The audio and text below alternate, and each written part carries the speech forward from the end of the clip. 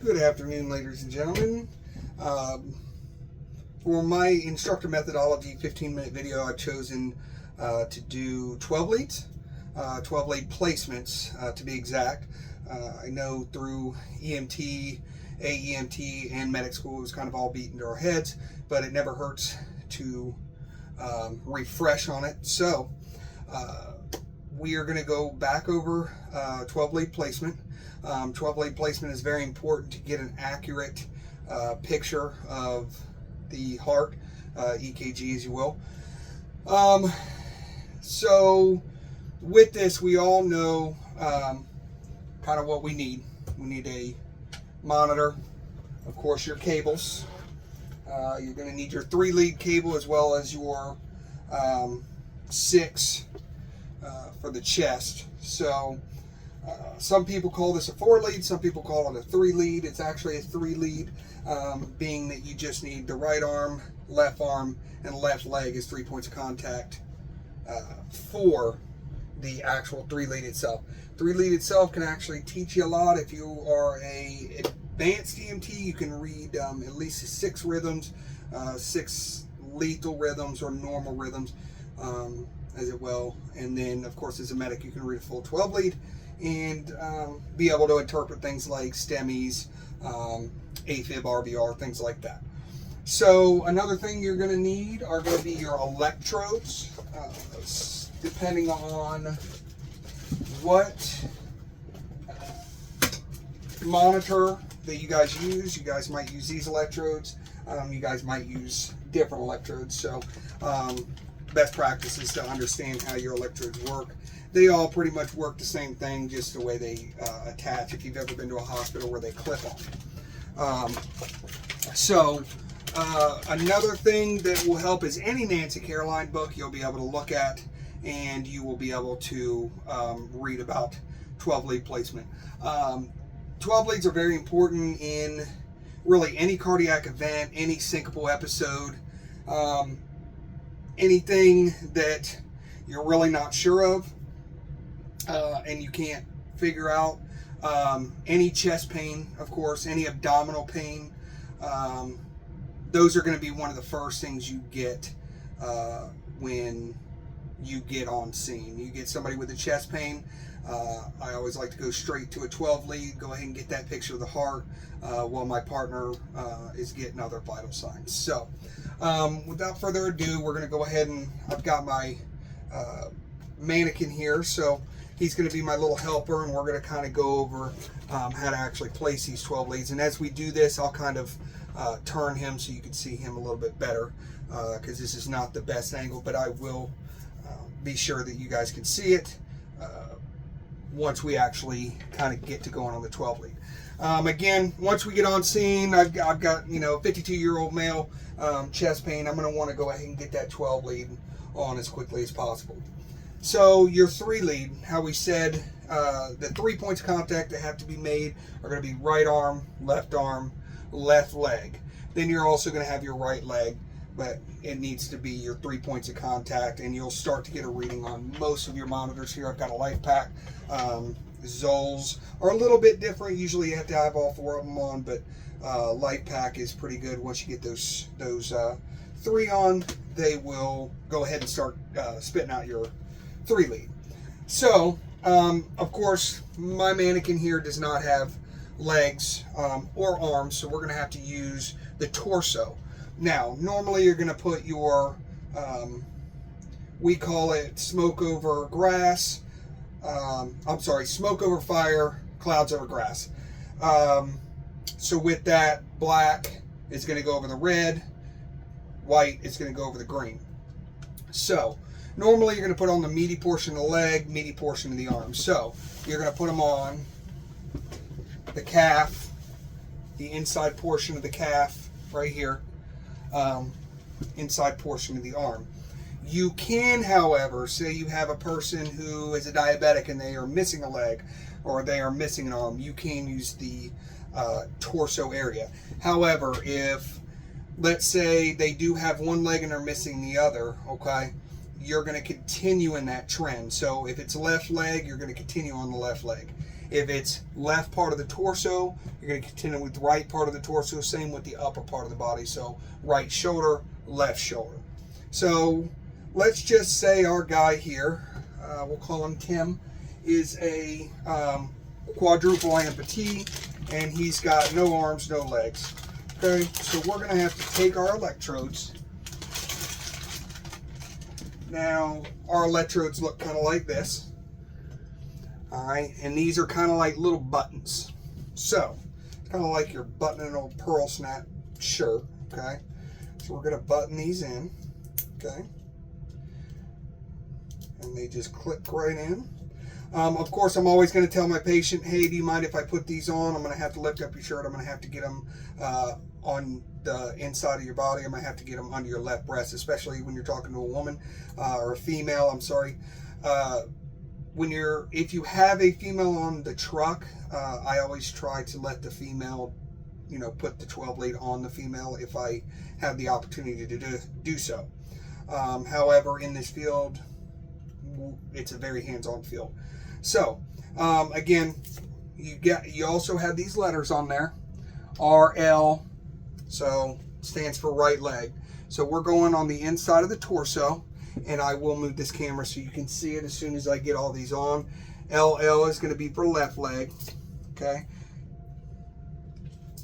I've got an RA, which is going to be your right arm. Okay. And they just stick right on there. If for some reason they're not sticking, try to wipe your patient off with a towel. They also have things like benzoin swabs, okay? I know we carry them on our truck, and most EMS systems do. All right, so I'm going to go ahead.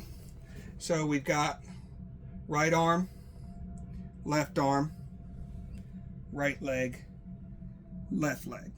Again, we did torso because we have a quadruple amputee here, okay?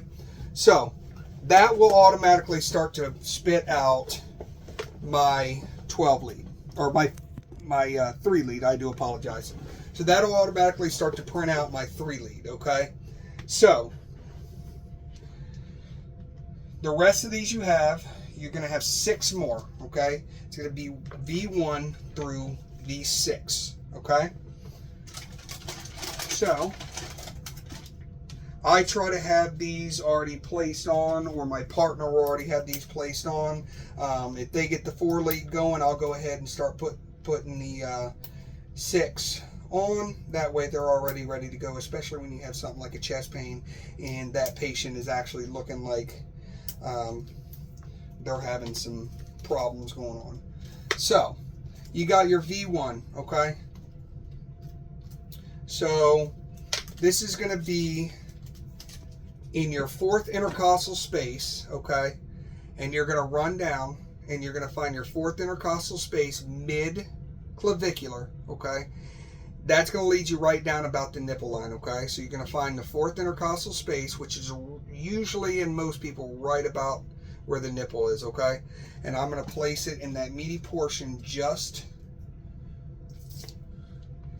to the left of the right nipple, okay? And you're going to have your V2, which is going to be, again, you could pretty much say your 4th intercostal space you've already found there. Okay, I'm going to come over and I'm going to do just to the right of the left nipple. Okay, so then we're going to take our V4. Okay, I know you're kind of thinking, all right, where's V3? You'll get that here in just a second.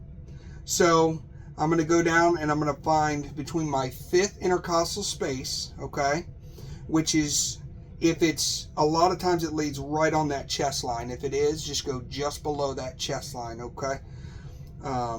So I'm going to find my 5th intercostal space, okay, and I'm going to place that V4, all right? Here's where that pre-mentioned V3 is, okay? I am going to take that pre-mentioned V3, which will be your green one, and I'm going to go ahead and stick that V3. I am going to cut that V2 and that V4 in half, okay? At this point, I'm going to continue following that intercostal space right here, which follows pretty much that chest line. Okay, I'm going to go V5, and then your V6 is going to go midline.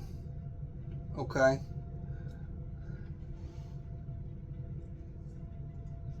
right there. You're going to cut that body in half. Okay, right here. So V1, V2, V3, V4, V5, V6. Right? So at that point, we're going to take these two. So you still got your precordial leads or your limb leads. All right? And I am going to take the other 6 that we placed here. I'm going to take my 4 that I placed there, and I'm going to plug those 2 in, just like that. Okay?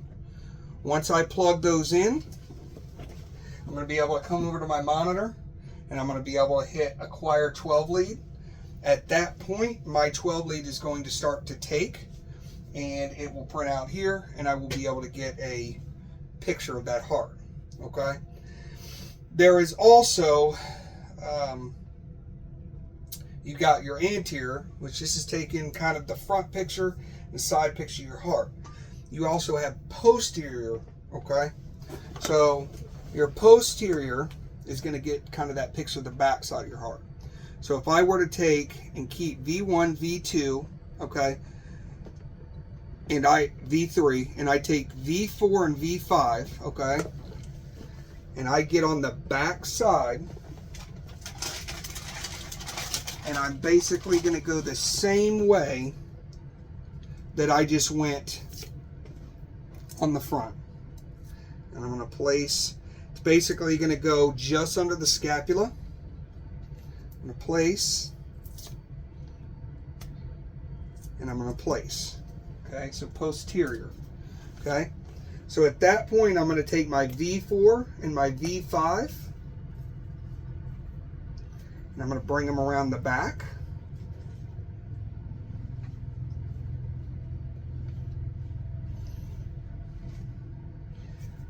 Okay. Once I bring those around the back, I'm going to place them in the same position that I had them placed on the front. So I'm going to take my V4 and I'm going to take my V5. I'm going to place it, and now I'm getting a picture of the back part. Okay, so the posterior part of their heart. That way I can see if they're having possibly a posterior STEMI. Again, 12 leads are very important for your medic. If you are the medic, you obviously know. This could be in determining if somebody's having a STEMI. This could be determining if somebody's in hyperkalemia. This can determine if somebody's dehydrated. This could actually determine if somebody's having possibly a blood clot somewhere, depending on how that 12 lead reads. So again, anything that your abdominal pain, your altered mental status, your abdominal pain, your altered mental status, your chest pain, of course, your breathing difficulties. That's another big one that automatically people get on scene and they want to start going straight towards something. I mean, if you got you and your partner, one of y'all should be getting a 12 lead, the other should be getting a set of lung sounds. So with that being said, again, you can go into your book, any Nancy Caroline book, you can go in and you can actually look through and you can actually see placement of 12 leads. I try to teach every basic EMT this for sure. While you as a medic are busy doing all this other stuff, a lot of times that is, their bread and butter is getting these 12 leads on. And doing it within the first 5 minutes or so of getting on scene to your patient. So Nancy Caroline, if you read any of her books, you can always look over how to place those 12 leads. And then of course you can pretty much Google anything nowadays, and you can figure out how to. You can see pictures that show you a little bit better, and how placing those 12 leads are very crucial in EMS and pre-hospital settings. So I hope that this period of instruction has given you maybe something you didn't know. Maybe it's just brushing you up on stuff that you did. Either way, I hope at least a little bit of learning occurred here.